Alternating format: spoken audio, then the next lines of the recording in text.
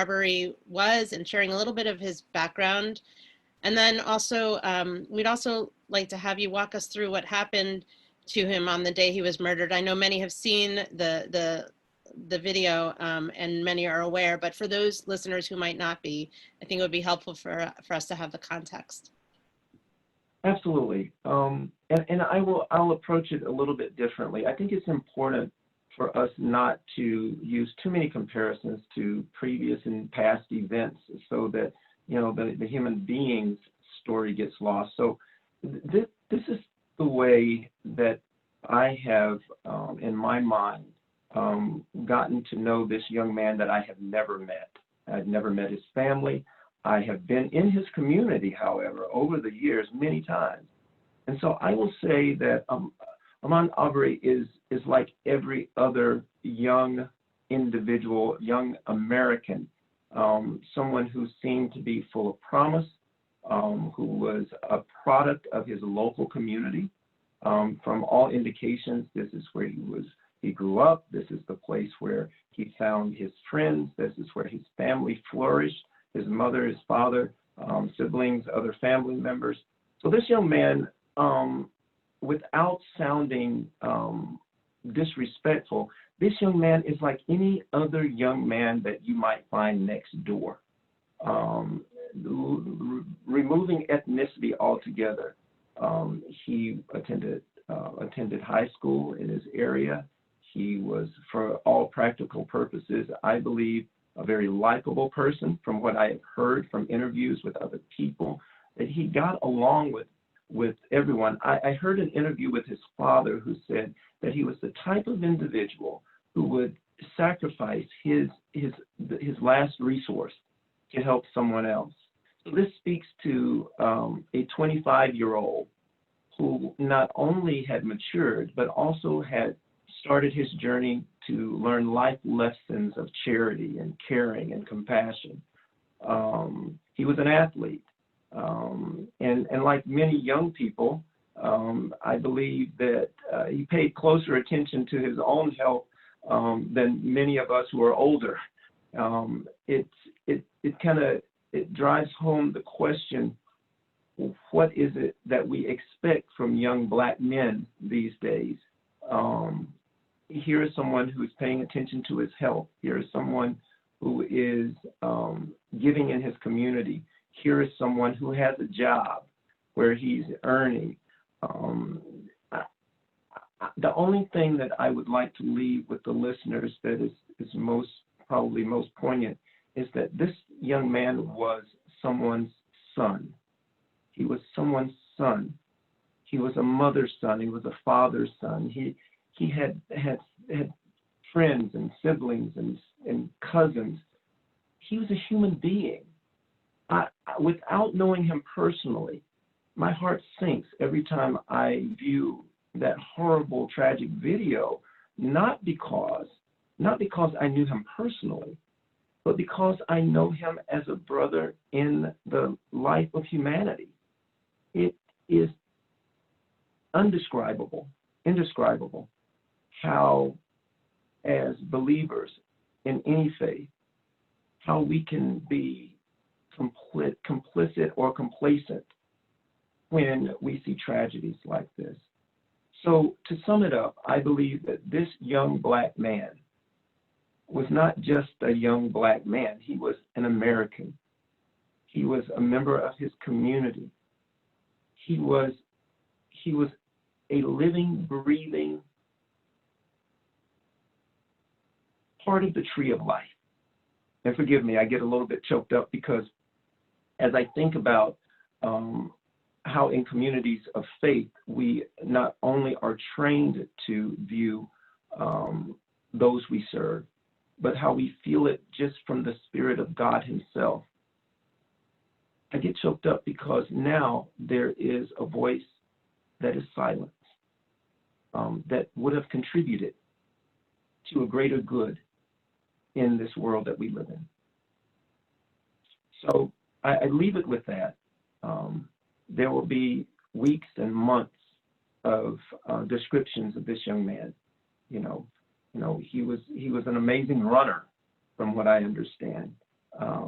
He was intelligent. He was giving. He was all of those things.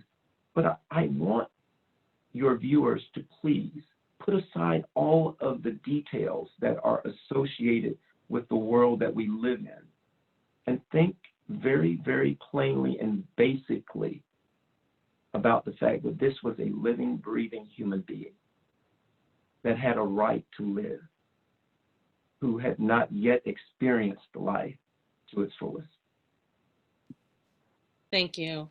I know we talked a little before we started and went live. This is I think this is such a challenging moment for us as not just as faith leaders, but as human beings, for all of us. And I think we've seen that in the response and that reminder that you shared. We're talking specifically about Ahmaud Arbery. We know that we can't take that every individual life is precious, that within one life is the life of the whole world, and all of the connections and those who are related. And I think that's why, in many respects, the fact that that the way in which this has unfolded has also brought an additional level of pain and outrage from people recognizing that this was a human being who had all of those relationships, as you spoke about. And people are wondering and asking why it took 2 months for an arrest in this case.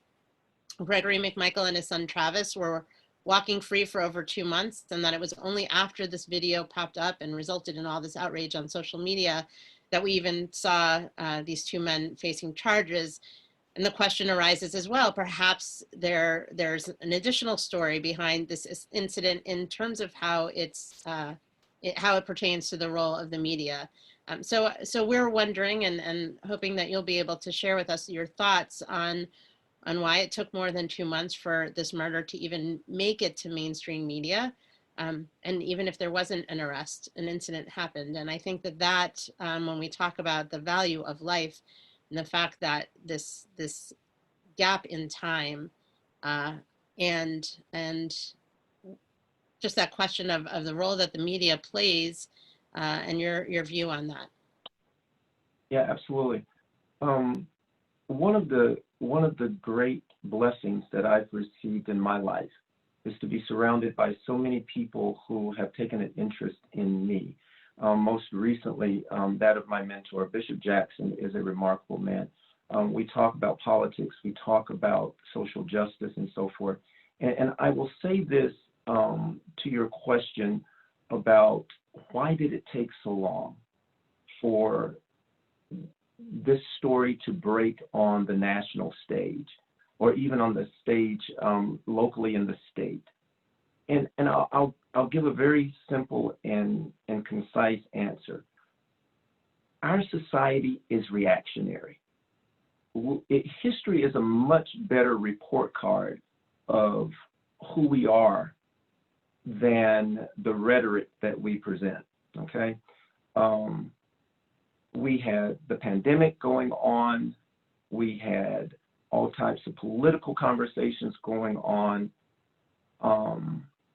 America is not necessarily shocked when it hears about the death of another Black man.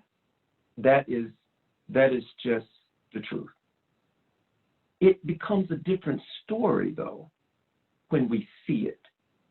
And all of a sudden, there are some components of our being that change, because beyond the color of skin and beyond the features of ethnicity, the blood is still red. And the spilling of that blood is still a horrific sight when we have to face it. So I believe that there are a lot of tentacles on this. When we look at it purely from a political and maybe even from a judicial standpoint, it is no secret that oftentimes the wheels of justice turn very slowly, and they don't always turn equally. And in fact, the very definition of oppression is the ability of others to be able to to control and oppress. So when we combine the situations of possibly corruption within our legal system with the innate prejudice of some parts of our society, it's a recipe for disaster. So to say, I will say this, I think it took so long because, first of all, it was another young Black man. And number two, there were other factors at play with the involvement of the individuals that were in place, that were involved in the alleged perpetrators of the murder.